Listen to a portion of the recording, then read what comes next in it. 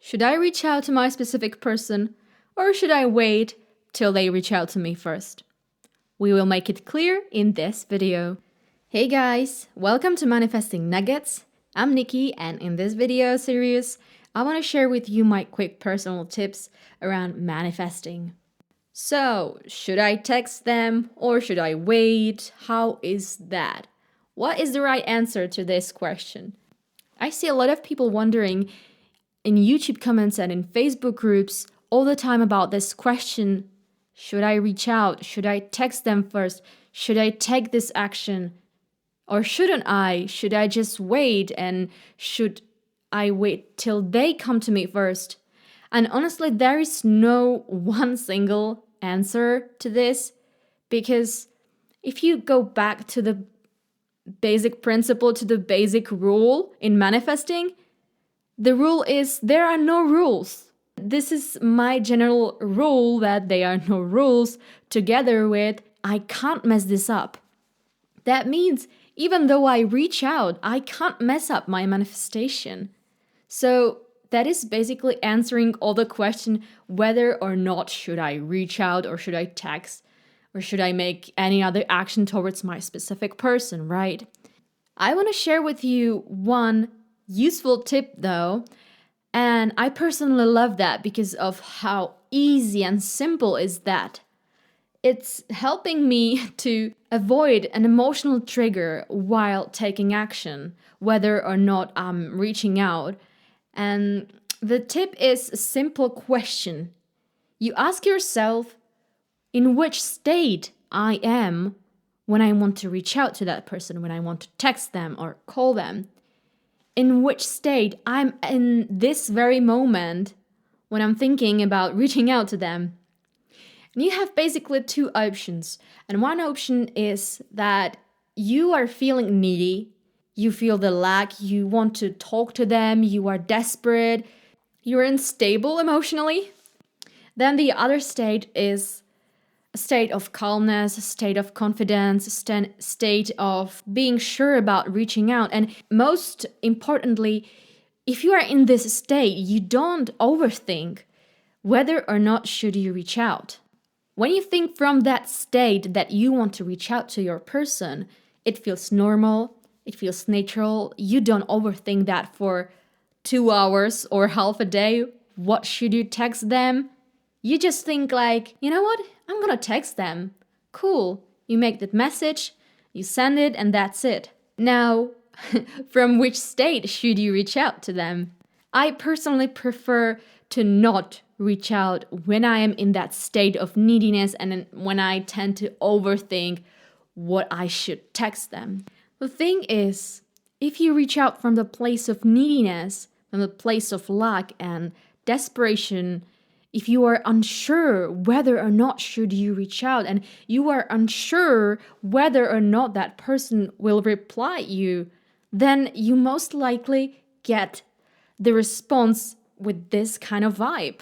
You project on that person that kind of feeling, that neediness, and you will get even more of it if they respond to you.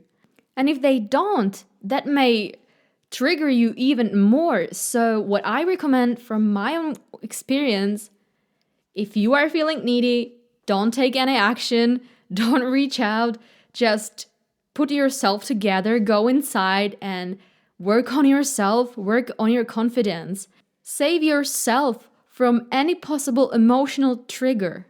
Imagine you are working on your well-being, you are working on your emotional stability, and you are feeling quite good, and you want to reach out and you want to test it. You want to see if that person wants to talk to you, and you're like, okay, let's reach out, but maybe what if he doesn't text me back? What if he is still mad on me? You know, that kind of wishy-washy state and unsureness. And guess what? That person will project onto you exactly those beliefs and those emotions you have inside, and it will trigger you. It will hit you and it will make you feel sad or angry, or it will just mess up your vibe you have been working on. So you can get a response you don't like, or you can get no response at all. And this is something what can demotivate you. And you will start to think, what am I doing wrong? I have set my intentions and I'm working on myself, and still I'm getting like these kind of responses, or he is not texting me at all. You want to save yourself from these triggers. So it's better to not text or reach out to them first if you know that you are not feeling very sure and confident about getting this kind of response. Like, let's say you get something you don't want, but you are confident enough to say, you know what, it doesn't matter. That doesn't mess me up. I'm okay. That's good. You can get such a response and you'll be okay.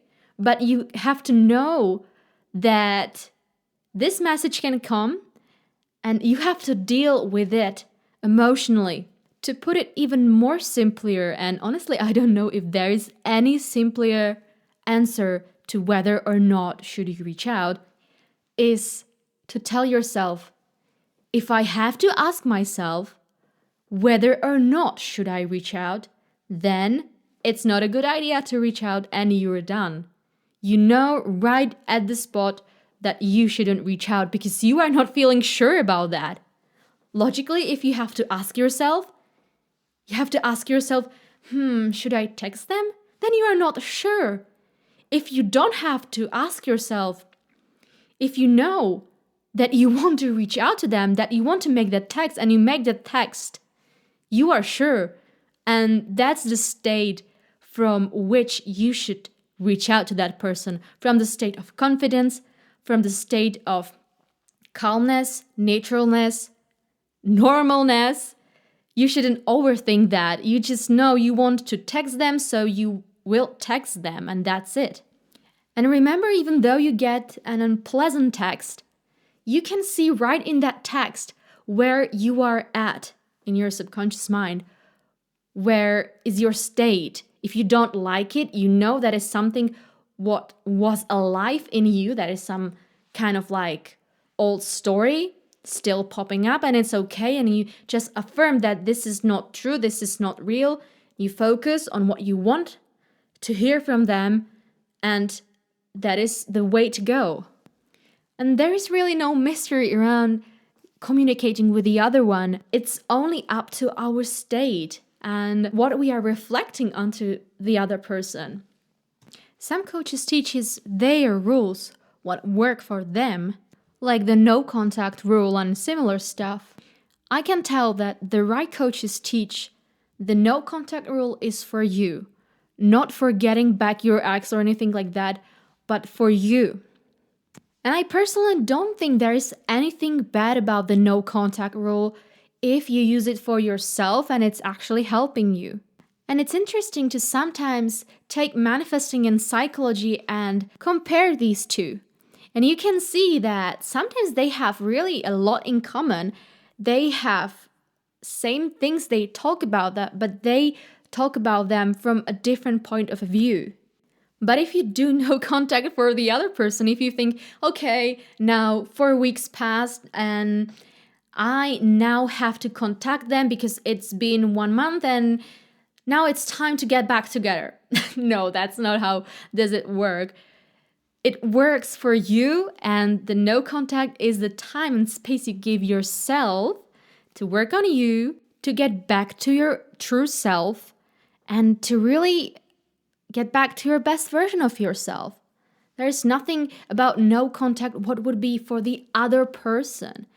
You are doing it for yourself, and if you need that time alone, if you need that time without communication, and if it's actually helping you, that's great.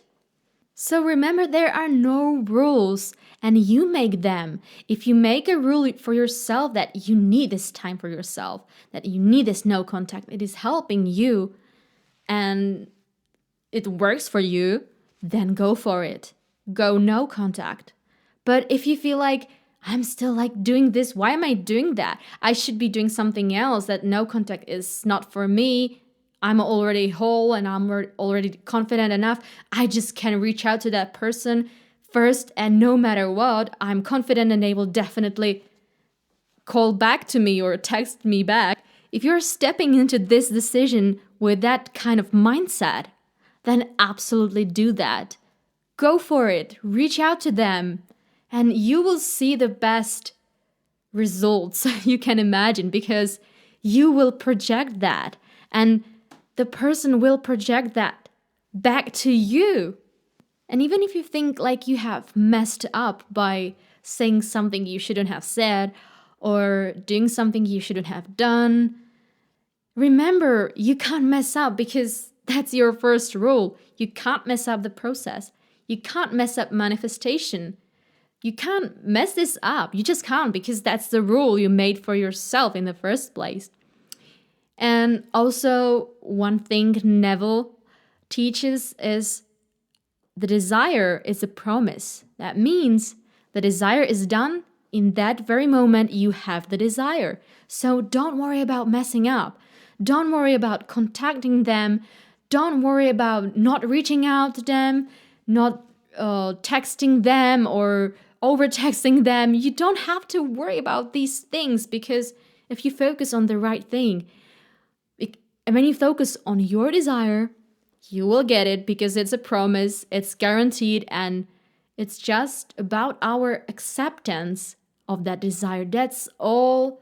What is it about? There are no complications.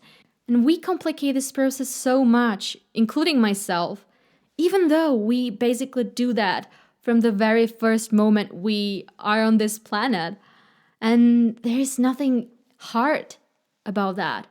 If we think it's hard, it will be hard. If we think it's easy, it will be easy. Again, our rules, if we think manifesting a specific person is hard or should be harder than manifesting a cookie, then it will be like that. Okay, so I hope this video was helpful. And till the next time, bye.